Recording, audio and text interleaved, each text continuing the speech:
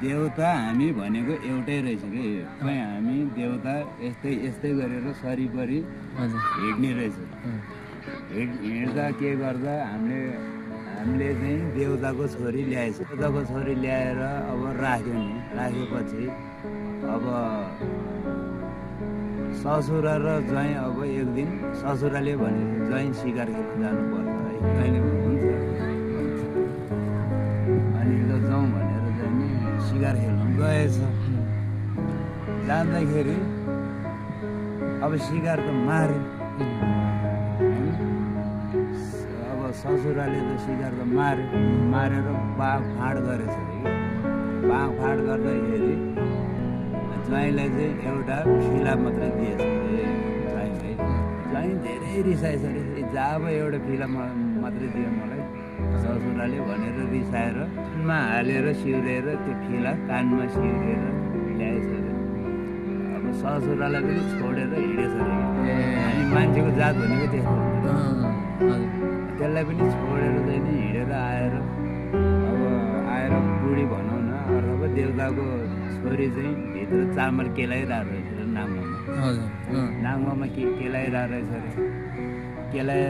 केलाउँदाखेरि अब बुढा दाइले भनेको अरे ल तेरो बाउले दिएको यो यति मात्रै दियो भनेर बाहिरबाट फ्याँक्दाखेरि देउताको छोरीको यहाँ तिघ्रामा लागेछ अरे। तिघ्रामा लाग्दाखेरि तिघ्रा भाँचेपछि आजभन्दा भोलिभन्दा पर्सिभन्दा ससुर चाहिँ अब बाउले त थाहा भयो नि छोरीको खुट्टा भाँचेछ भनेर यताउता गर्दाखेरि ज्वाइँले भाँचेछ। अब मेरो छोरी त यहाँ त राख्नु भएन, यस्तो गरेर त बिजोग भयो ल भएन भनेर चाहिँ नि मेरो छोरी लान्छु, अब तिमीहरू के खाएर बस्छ अब हामी गएपछि भनेर भनेछ अरे। केही पनि छैन के खाने भनेछ अरे होइन। ल ठिक छ, अब ससुरालाई छोरीको त्यत्रो चाहिँ खुट्टा भाग्दाखेरि पनि ससुरालाई माया लागेछ अरे ज्वाइँलाई चाहिँ। ज्वाइँलाई माया लागेछ अरे। ल ठिक छ, अब मसँग पनि छैन अन्न पानी केही छैन मसँग, हेर के गर्ने। अन्न पानी चाहिँ यो सार्कीसँग रहेछ अरे कि यो सार्की यो सार्कीसँग अन्न पानी जति भए पनि भएको थियो। अनि ल म त्यो सार्की बुढासँग तिमीहरूलाई म ऋण मागेर दिन्छु भनेछ अरे। सबै चामल कोदो मकै यो भएको जति एक माना चाहिँ नि ऋण गरेर दिए त ज्वाइँलाई त यो यसरी छर्ने यसरी र गोड्ने यसरी र खाने, हामी बेला बेलामा पानी पुर्याउँछु पठाउँछु माथिबाट सबै मलजल गरेर खानु भनेछ अरे।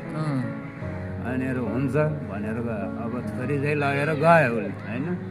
अब छोरी देउताले लगेर गयो कि ज्वाइँले ससुराले लगेर गयो, आफ्नो छोरी लगेर गयो। ज्वाइँलाई अब त्यो कोदो मकै धान सान अब एक माना के हुन्छ यो जम्मै ऋण गरेर सार्कीसँग ऋण गरेर चाहिँ नि अब उसलाई चाहिँ नि भरेर दिए नि त। त्यति माया गर्यो होइन, त्यति माया गरेर दियो ऋण काटेर। अनि सोधेछ अरे उसले फनसन गरेछ अरे। अनि सोधेछ अरे अब के गर्ने यसरी छर्ने अनि फेरि पाक्न थालेछ अरे। अब यो के गर्ने भनेर सोधेछ अरे। अब भात नै सुकाउने त्यसपछि अब भट्टामा पिन्ने अनि आगो बालेर पकाउने भनेछ। अनि ल हुन्छ भनेछ। अनि सबै चाहिँ गऱ्यो अनि कसरी पाक्यो नि त अब ओडालेर हुन्छ कि के गरेर हुन्छ पाक्यो नि त, खानु तयार भयो नि त। तयार भएपछि कसरी खाने भनेर चाहिँ सोधेन छ अरे कि। पाकेपछि नसोधिकन खाइदिएछ अरे। गम्की गम खाइदियो। खाएपछि के भएछ अरे भने अब छोरी त लगिहाल्यो, एक्लै भयो नि, एक्लै भयो। अब यताउता गऱ्यो। अनि अहिले चाहिँ के भएको छ भने देउताले त ऋण लागेको छ भने मान्छेले त किन ऋण लाग्दैन।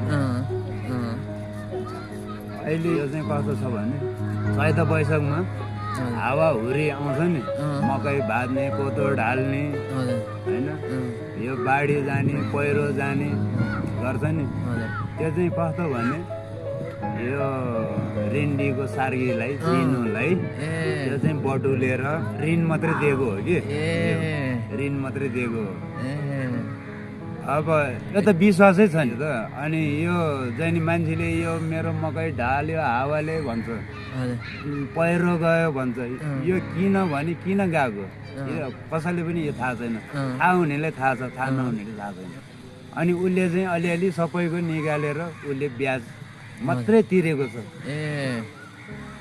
अहिले अनि यो हावाहुरी चल्ने बतास पहिरो जाने भन्दा अगाडि तपाईँको यो सूर्यग्रहण लाग्छ नि सूर्यग्रहण किन लाग्छ तपाईँको हो त्यही सार्गीले समाउनु गएको मेरो ऋणले पोरामा हाल्नु थाल्यो भन्छ छोड्दै भन्छ नि हो अर्काको ऋण लिएर हामीले दिएको छ नि त हो कि होइन केही गरी देउताले ला तेरो अब यो ऋण चाहिँदैन भनेर चाहिँ नि त्यसले सबै लिएर ला भन्यो भने यहाँ त केही पनि उब्जनु हुँदैन